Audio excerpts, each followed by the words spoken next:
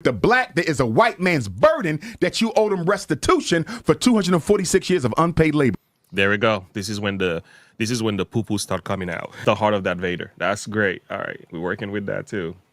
All right, guys, let's take a listen to this one. Okay, we're talking about the Breakfast Club here, and what's his name? Dr. Omar. Charlemagne.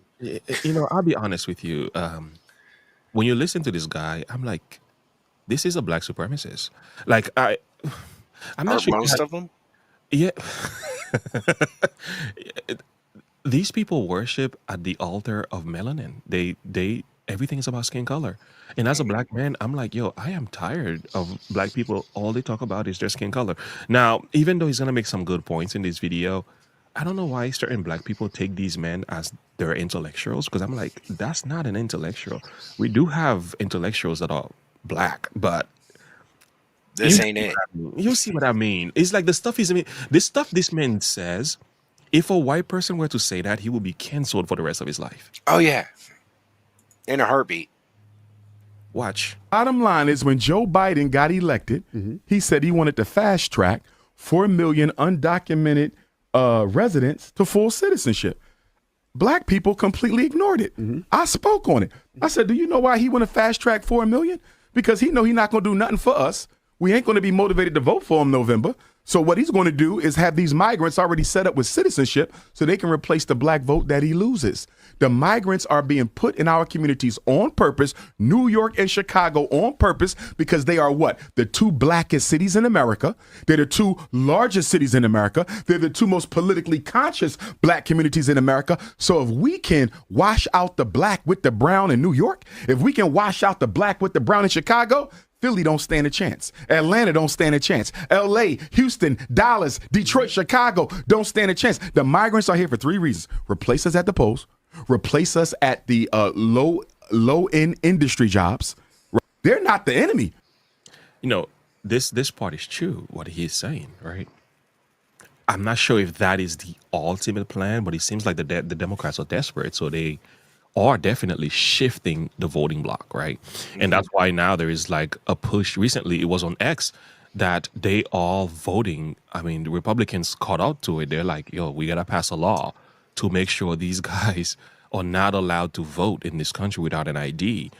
And you know what's crazy? All Democrats, almost all of them, voted against it. I had that piece. But anyway, they voted against the law. That's why they make such a big fuss about voter ID being racist. Yeah, exactly. So it's because they eventually want to get a whole new voting bloc that's going to vote Democrats. And I see what he is saying. He does make sense, but to a degree. Let's see what else he says. And this goes along with the whole replacement theory. Yeah, if you say that as a white person, that's bad, but black people can say we're being replaced. Exactly. I mean, it's okay for black people to say it, but white person says it, forget about it. Hey, my man, I'm so glad you see the double standard. I don't like it. Anyway, we just got to be fair across the board. They're not the enemy. The problem is black people don't get as much opportunity. So then people say, well, white people don't really like brown people like that. That's true. But you know what the difference is? They don't have the burden of accountability with them that they have with us. We built the country. So every time they look at us or deal with us, the bottom line is y'all brought them here and they built y'all into what y'all are. They don't have to say that to the Venezuelans. They don't have to say that to the Colombians. They don't have to say that to the Mexicans. So although they don't like brown, they will much rather deal with them than the black, because with the black, there is a white man's burden that you owe them restitution for 246 years of unpaid labor. There we go. This is when the poo-poo start coming out. Okay. I just watched a thing last night, an amazing thing where this professor was speaking at a college. Oh yeah, I think I know who exactly. I think he's a Penn State professor. I think I know who exactly. And he's a history guy, and he's like, well, everybody wants us to pay reparations to people who have been dead for over 2 centuries. Yeah. Who are we paying reparations to? Exactly. Reparations are to make a person whole of what they had lost. Here is the truth. So who here in this day and age needs reparations. needs reparations. Yeah, but how many families today could be identified as people who were held back because of slavery? I mean, how do you go about doing that and not neglect others and not being taken advantage of? For example, like there are white families who had endured slavery as well, whose ancestors were slaved. Do they get reparation? There were families whose ancestors were slave, and these people are now rich, right, in these United States, and they're black. So do they get reparation too? So who does the money go to? What's the class? What kind of people will get it? And where you gonna get the money from? Who you gonna rob? You're gonna rob Peter to pay Paul? Like who like you gotta think about that. And this is why And not to mention one the of those fact, it's not one of those hokey doke. They just hanging out these carrots in front of eyes of black people. Every election year, they tell black people we're gonna give you reparation. And then after election passes, you hear nothing about it. It's a joke. And I don't know why the black community even think this is ever gonna happen. And again, for a man who is a Dr. Umar, like you should know better. Like nobody's gonna give you no reparation in this country because it's an impossibility. or from Great Britain. It's not gonna You know, not to mention the fact that most places that were taken over by Great Britain Yeah. are thriving now Mhm. because of infrastructure and other things that were put in place by Great Britain. Good point. So all this colonialism talk, Yeah. you know, Great Britain, yeah, granted, some of the things they did were atrocious in the process, but they made improvements to Yeah. the places they went to. Exactly. And the fact of the matter is, and this is a hard truth for black people to swallow, black countries don't do well. I'm from Haiti, friends. I can tell you stories. Black nations, most of them don't do well. Unfortunately, nations that are oftentimes colonized by white people do much better. They prosper. Their infrastructure is better. That's just a fact. It's a hard fact. But you go to every other black nation today, go take a look. Now, you can say there are other things, factors that are causing that to happen. Or you can say there's something else going on in the culture. I don't necessarily know what the answer is, to be honest with you. But the fact of the matter is, nations that have been either taken over by white people, as we want to call them today, they tend to prosper, though. They tend to do better. Yeah, it's just a fact. You don't have to like it. It's just what it is. I can tell you, it's just what it is. And if you look at even cities in the United States and states in the United States where predominantly black mayors are leading, like Chicago and New York and everything, when you look at that, you notice they have similar issues. I'm not saying it's a black people thing, but I think it has a lot to do with policies because you can see It's the the same way. victimhood mentality. Yeah, well, that is one thing, but also the kind of policies from the Democratic Party. It seems like most of these policies are the ones that are destructive to certain communities and stuff. It's not really a black and white thing. Because they've cultured a victimhood mentality amongst these communities. Yeah, that's correct. And like the video I just sent you, Yeah, it show he like points out these different things Mhm. in the video. Like if like this would be a good time to bring it up. Which one? The last video I just sent you. Okay, let me look at that. Let's pull it up. Oh, there we go. All right, I have to copy this. Sorry, guys, we're starting with a bang today. This is the most important. Okay, where at? Wherever he stops speaking and let the professor talk. Okay.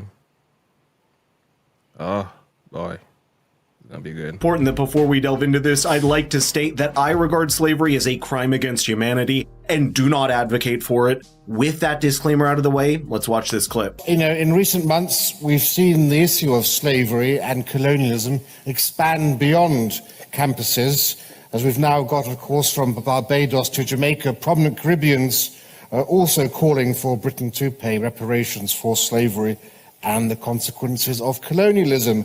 And, Madam Speaker, were we engaged in this debate in 1807 or 1833, I likely would have crossed the floor to support the motion opposite, because, of course, the victims of the horrendous horrors of slavery would have been alive and deserving of damages. But it's not 1807, it's not 1907, it's not even 2007. Over 2 centuries have passed since Britain led the world as the first empire in history to abolish slavery, and the right of reparations died long ago, because reparations are fundamentally about matters of tort law. The purposes of damages, restoration, of reparation, is to restore the victim, the slave, to the position they were in before the damage occurred, slavery. The actual victim only can receive damages, not their descendants. And therein lies the rub, because some 6 or 7 generations separate those alive today from their British Empire slave ancestors. And whilst not just yet, thank you so much. Whilst it's undeniable that 19th century slaves suffered unspeakable horrors, in what way can this lead one to conclude that their great-great-great-great-great-grandchildren are also victims and deserving of reparations too? On the contrary, from Britain to the Caribbean, the descendants of slaves today have a far better and higher quality of life than they would have had their ancestors remained in Africa. And that's an indisputable fact. While acknowledging the historical injustices of slavery is crucial, framing reparations solely as compensation for past wrongdoings... You're on mute. Sorry. There we go. What he said here is true. Actually, I've heard this from black slaves. I mean, there's books written and everything. Like, to them, moving away from their country, their homeland, to the United States was a blessing. Because their homeland was more destructive and more cruel than the Europeans themselves. So it's like slaves getting shipped to the United States back then in Great Britain and Brazil. I'm not sure how bad, but things were really bad in Brazil. But anyway, it was a better position for them than it was back home. So people were still sitting here thinking like this was decent.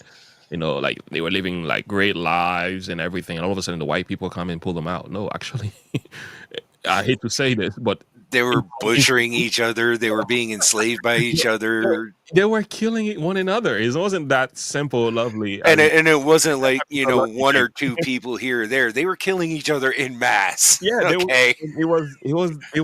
They took each other into slavery themselves. So they sold one another. I mean, these people, like, again, when you have what is known as presentism, you try to understand the past through the lens of your current understanding.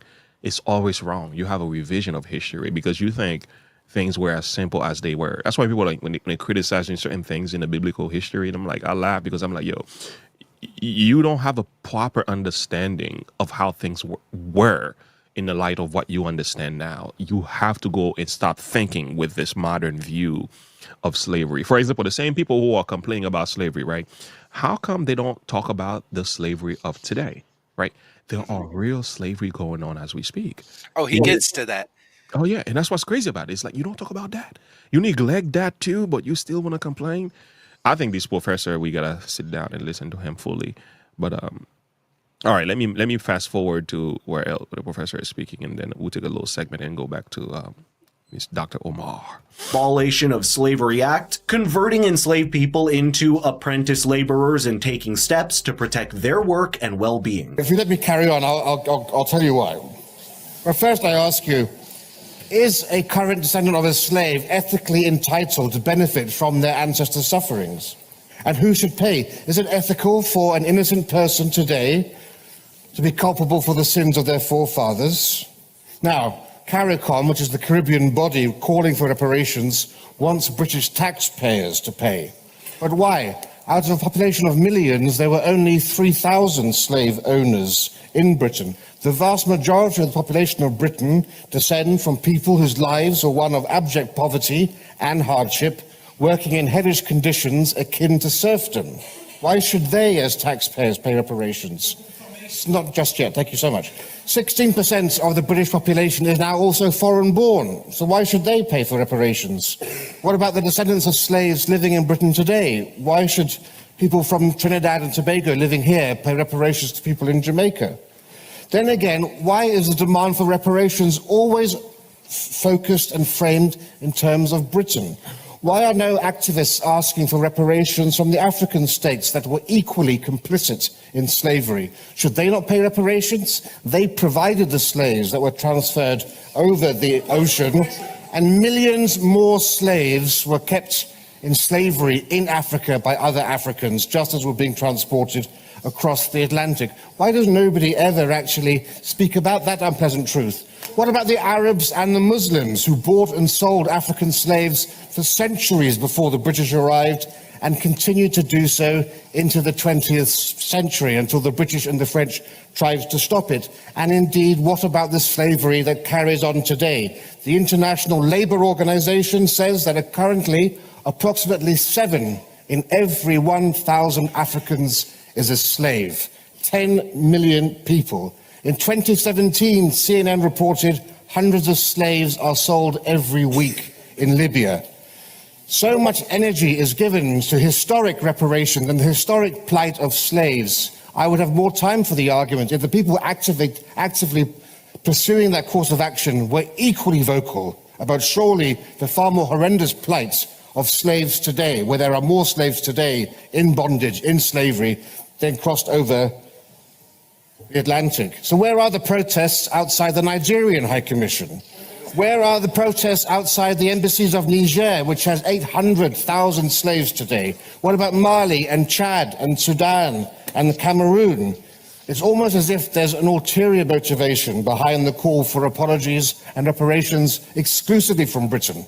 And how far should we take this? Should Britain seek reparations for the Barbary slaves? 1 million Europeans, at the same time as Africans were going over the Atlantic, 1 million Europeans were enslaved by the Ottoman states of Morocco, Algeria, and Tunisia. And it carried on after the abolition of the slave trade by the British. Should Britain demand reparations from North Africa? Of course not. It's time to move on, and so should we. Yo, drop the mic, somebody. My boy here spitting facts. Yo, the facts are strong in the room, my man. I mean, what do you do? What do you do when they come for you? Because he's right. He's not lying. Like, what do you do now? Yeah. It's a lot more complicated than what these people think. Like, where are you going to get this money from? Like, you think just going around and just pick up money from, like, random people and just say, here's money for slavery. Like, really? And how far back do you go? Like, where do you choose? Yeah. Like, do you go to the Barbary slaves? What about them? What about the Irish who came over here in indentured servitude? What about them? Did they get reparations? They should. You know, you don't hear them whining and complaining. Yeah. I mean, where does it end? It's a never-ending cycle. And we have to go far back. Let's go back into the slavery that happened in Egypt. Let's go far back into the Israelites being enslaved. Do the Israelites get reparations from Egypt? Somebody could say they probably got reparation already because when they left, they took some gold and silver with them and they were able to build a tabernacle with some of that. So there was the reparation right there. Right. But anyway, if you go back to just talking about black people in the United States, listen, we have been paid reparation, maybe not financially in the sense, but there's been a lot of system in place to assist black communities. I'm not sure if all of it was a positive one, like, you know, the welfare system. Black communities have benefited a lot from that. Some black people really needed that help. I'm not sure if it works for a lot of black families because it seems like our sons and daughters or in our marriages are failing as a result of that. And so it's somewhere around 70-something% of black families are not married or their marriage have either ended up in divorce. So you can blame the welfare system for that. Which was by design. Yeah, and I think this is when people are asking for black people to receive money from white people for the sin of slavery, like the fact have shown, if you give black people a bunch of money, and I'm gonna be very honest with you, I'm a black man. We know what we're gonna do. We're gonna put some spinners in our cars. We're gonna put some grills in our mouths, and we're gonna put some chains around our neck. I'm so serious. Like when I say this, I'm not saying this to be rude and disrespectful. Listen, just look at the music videos. Okay, this is not true for all black people. We understand that, and I'm not stupid. But the point is, let's be honest, friends. Majority of black people are gonna spend the money on things that will not make them a better people. They're not gonna think about generational wealth. They're not gonna think about investment. The money doesn't bounce in a black community. It comes and it gets spent right away. But We're it gonna buy used the- to. you're gonna buy the fattest black screen TVs we ever had, flat screen TVs. We're gonna buy the nicest Fancy cars. Jordans. We're gonna buy 10, 25 Jordans of $500 a piece, and then reparation money is over. Gone. And then you're going to be asking for more. Yeah, and they're gonna say we didn't get enough. And once you start this process, you're gonna keep doing it. That's just a fact. Listen, I live with black people, okay? I lived in Brooklyn. I know what I'm talking about. And I was in it. The Lord had to set me free from that mindset. It's not a money thing for black people, okay? It's discipline, condition, hard work, and also character that has to change. It has to go back to the Bible, faith in Jesus, and hard work, and stay away from crimes and prisons and crazy decisions. Stay away from having children out of wedlock. Go back to living a decent life. You will see black communities will prosper. But if you're thinking the issue in black community is a money thing, you're making a big mistake, buddy. It's not money. It's equal character. work for equal pay. It's character, it's morality, it's better decisions, it's stronger families. You really want to save black communities, encourage them to get Strengthen the married. family. Strengthen the families, tell them to stop canceling their children in the womb, encourage them, and tell the rappers to stop making ungodly music, putting in the ears of our children, and it's causing a plethora of behaviors that are leading them in prison and gang violence and everything. You want to save black communities, this is how you save it. You have to change the morale, the perspective, and the thinking of black people. And if you're not changing that, you can talk all you want to talk. You can throw money at this thing all you want. We're only gonna do what we've been doing. It's like throwing doo-doo at a wall. It's not gonna work. It's not gonna work. It's a fact. It's a fact. So how did black communities prosper during a time of Jim Crow and slavery in the early 1900 to 1940? Black communities actually prospered financially. Why? They were in church. Why? Husband and wives were together. Why? It wasn't because there weren't bad things happening. No, they were determined to rise. It was a different time. But after the civil rights movements, in the name of trying to save us from the white man, we've gotten worse. Yeah. Our businesses have died. Our communities have fallen apart. And rap came into the picture. Lord have mercy. I don't know who started this thing. And I've criticized rap over and again. Why? Because it is at the heart of the perspective of black people. The culture we've endured, this sudden culture of rap music is killing the perspective of our sons and daughters. It's a fact. Yeah. And I'm not talking about the bad rap. I'm not talking about like the stuff that you and I talk about. No, we're talking about the dark version of hip hop that promotes sex, drugs, and violence. This stuff is killing the black community. Okay, it's a fact. People don't like to hear this, but hey, sorry. It is what it is. I ain't come here to lie to you. Nobody got time for that. 46 years of unpaid labor. Now let's look at what Eric Adams is doing over there in New York. A family of four is getting $1,400 a month.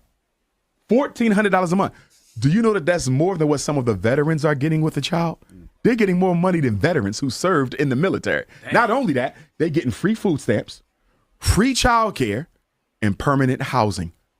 Although New York City has a black homelessness rate no less than 35%. So you got black people who pay taxes, living on the street, and you got migrants who ain't paid a single tax in their life, eating and living better than the black people who built the country.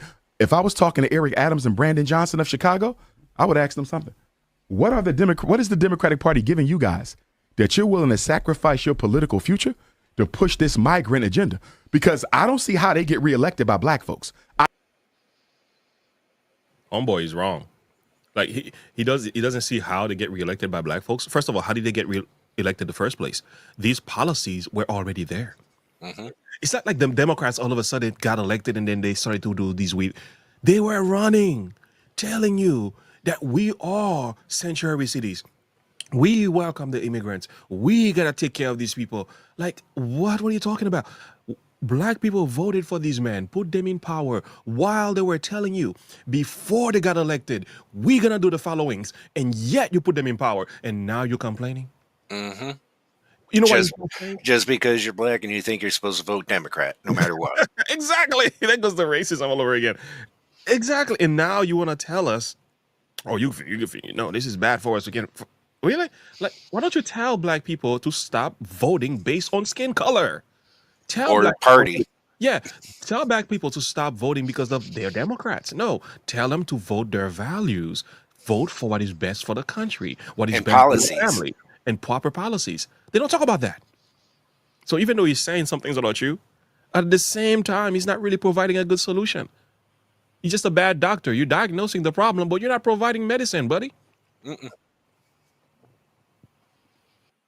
I don't see how. And if your city goes to the migrants, you can best believe the migrants ain't electing no black person to mayorship. So you're literally dying on your sword for the Democratic Party. Do you know that New York City has spent $1.5 billion on the migrant crisis so far? It's projected that this year, 2023 was $1.5 billion to take care of the migrants. $1.5 billion. 2024 and 2025, they said it will cost New York City $9 billion. Chicago has spent about $350 million this year on the migrant crisis, and that's expected to quadruple. And you know what was so disrespectful about Chicago with regard to Brandon Johnson? Remember all them schools they shut down in Chicago because they said they couldn't afford to operate them? Mm-hmm. They opened them up. Not only did they open them up, they renovated them. Turned them into apartments for migrants, so you sleep upstairs, go to school downstairs. And guess what?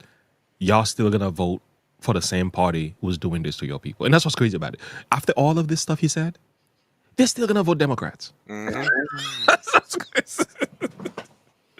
And that's what I do not understand. When are you going to learn? Man, I don't know what to tell these people.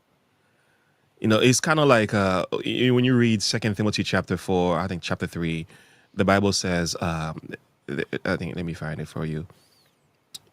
Yeah, there we go right there. There we go right there. These people are ever learning and never able to come to the knowledge of the truth. Mm-hmm. It's nothing but word salad, mental gymnastic. It's really nothing of great value. You hearing a whole lot of great talks, but when you peel it, you're like, yo, it's fluff. Because you still going to advocate for the same policies that are destroying your community at the end of the day. Yeah. So the Democrats got you, my friend. You are mentally, you are slaved to the Democratic Party. You're on a mental plantation. You are on a mental plantation. You're just talking. Unless you get out and become a free thinker, you ain't saying nothing. You know what he went on to say in the interview? I didn't have that piece. He went on to speak about Cornel West, who is a better candidate he would have voted for, but we know Cornel West is not going anywhere. But what he doesn't realize, Cornel West is advocating for defunding ICE, wider open border policies. I'm like, wait a minute. You have an issue with Joe Biden because of open border policies, but you're advocating for Cornel West, who is going to open the border even wider. Why? You know why? Because he's a black man, though. He's got a dark skin. He went on to say that Cornel West is married to, I guess, a woman who's not white. I think she's Indian or something like that, if I'm not mistaken. He says, well, they call it bunny hopping in the video. But I'm like, so because he's sleeping with somebody that is not of your skin color, therefore you can't vote for him. That's what he went on to say in the video. And I'm like, I sit there and I'm like, listening to this guy. I'm like, no wonder why we are where we are. No one, that's a fact. That's a fact. And actually, if you want that piece, I know when I say stuff like this, people might think, well, you're just making that up.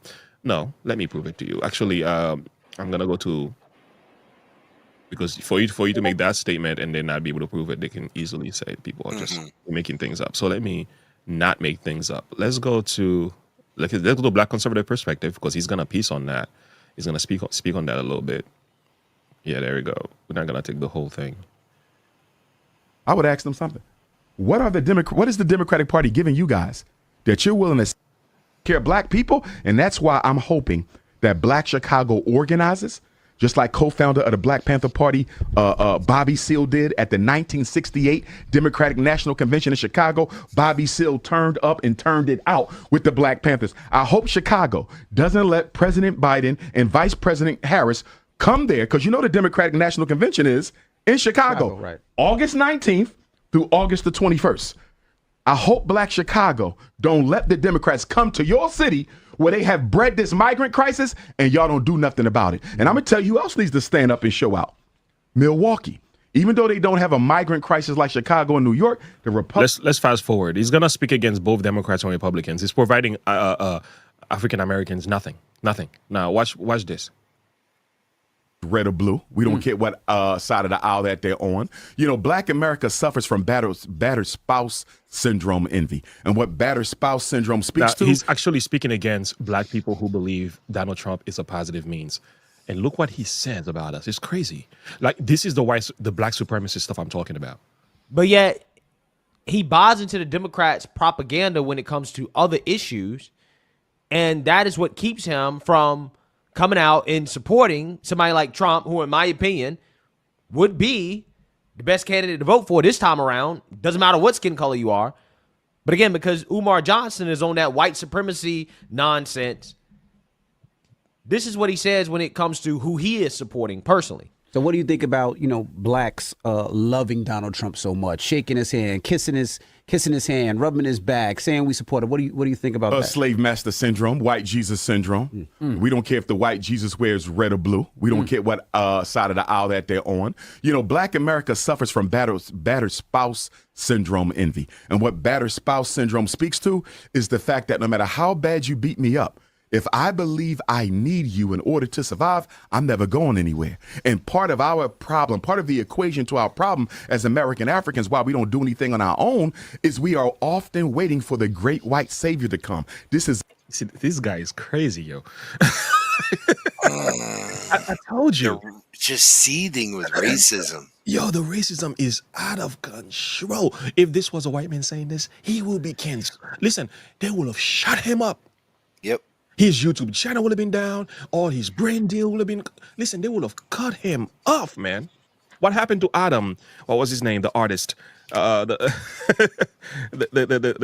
newspaper artist, Adam. I forgot his name. I know it's Adam something. But anyway, remember when he spoke out against how if the Black people are committing violence toward white people and how white people should stay away from Black people?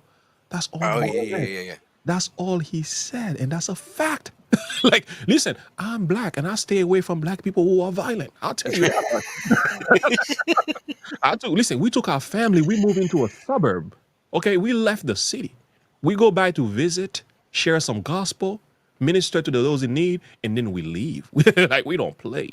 Right. So, these people who are talking like that, it's almost like you're living in two different worlds, man. But look, the fact he called Donald Trump a white savior, like, this guy's out of control. You see, the only person who believe this are Black women, because Black men are saying, nah, bro, like, we out. Like, a lot of Black men are already waking up. They're like, nah, bro, we can see right through the crack. This is a game you guys are playing. Only Black women will believe this message. Or somebody who has so much hatred in their heart for white people. It's pathetic. It's pathetic. Look what he says about Cornel West. Point, neither one of them are going to get my vote. I considered Cornel West because I love Dr. West. Intelligent, strong, good-natured, but he's a bunny hopper, so he can't get my vote. Now, when I come back to Donald Trump and Joe Biden, I look at the fact that Donald Trump signed 13 federal death executions while he was president. More than half of them was signed after Joe Biden won the election. Think about that. But they were criminals, though. They were criminals. They weren't just Black. There were white people in there too. There were criminals. Anyway, this guy's out of control, crazy. Now, Biden gets elected in November, sworn in January. Between that time, Donald Trump executes half of those 13 people. Yeah, so I want you guys to understand how ass backwards this guy is. And I can't give him too much of a hard time because I don't think he's going to vote for anybody, which is fine, because I think otherwise, had he voted, he would definitely vote for a Democrat or an independent. I don't think he would ever vote for somebody like Trump because ultimately this guy's an idiot. And I'm going to prove to you that he is an idiot because he says that, well, I don't want to vote for Trump because Trump executed criminals. Which, again, is such a small thing, right? Also, what he went on to talk about is that, well, Trump doesn't want to get rid of qualified immunity, right? So basically what he's saying is that, well, I don't think that Trump is pro-Black because Trump wants to be tough on criminals. That's the mindset of these types of individuals, okay? Again, very ass backwards. And then he says, well, I wanted to vote for brother Cornel West because he's Black. And I just can't vote for him because He's a bunny hopper, which I think means that he married a white woman. But I think in Cornel West's case, he actually married an Arab woman. Okay, so I guess that's off limits for Cornel West. Like, you must marry a black woman, I guess, to be eligible, right, for getting his vote. Okay, if you are black, I'm not entirely sure what's up with that. But anyways, Crazy, yeah. when you look at Cornel West's policy, Seriously, it sounds as bad as that one judge who threw a Chinese woman in jail for marrying a black man. Yeah.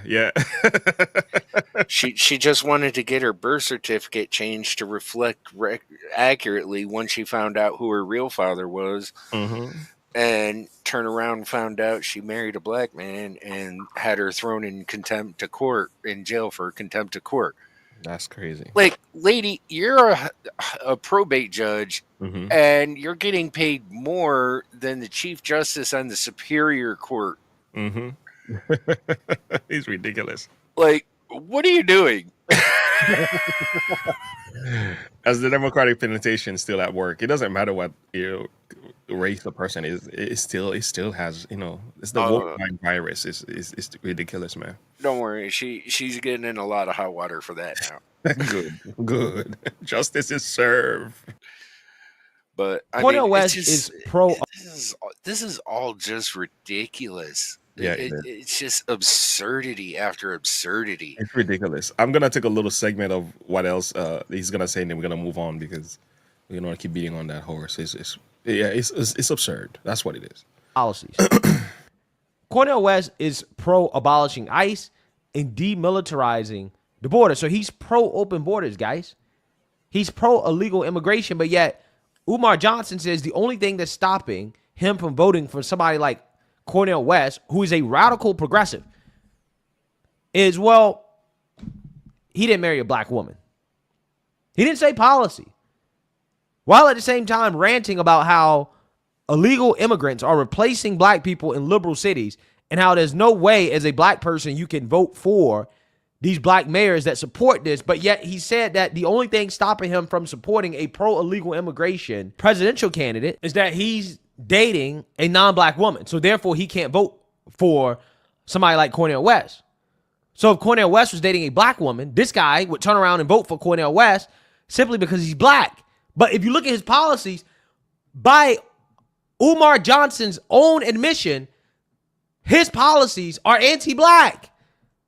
And again, this is how you end up with Brandon Johnson's. This is exactly how you end up with what Umar Johnson was just complaining about. It's this stupid mindset of I must vote for somebody because they're black.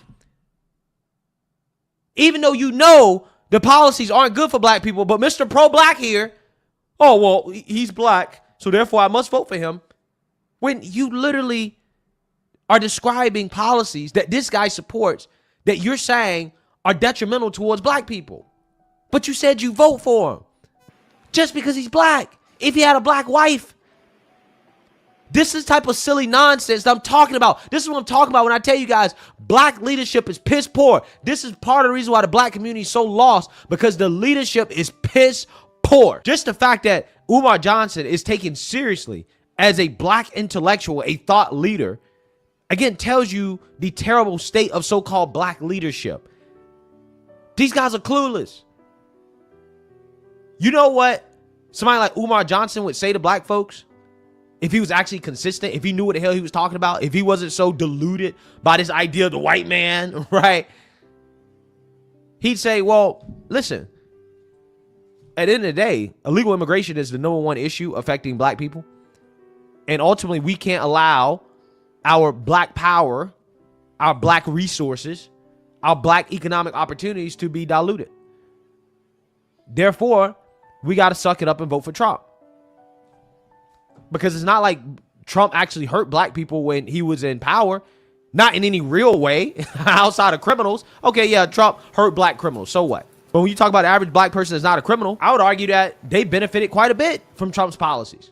So again, if I was in Umar Johnson's shoes, I would say, listen, you ain't got to vote for Trump. But if you do vote, you probably should vote for Trump. You definitely can't vote for Biden and Democrats. That's what you actually really should be saying. But he's not saying that. Because he's not a serious thinker. Exactly. And not to mention the fact that Trump released more black criminals under his tenure than any other president in history.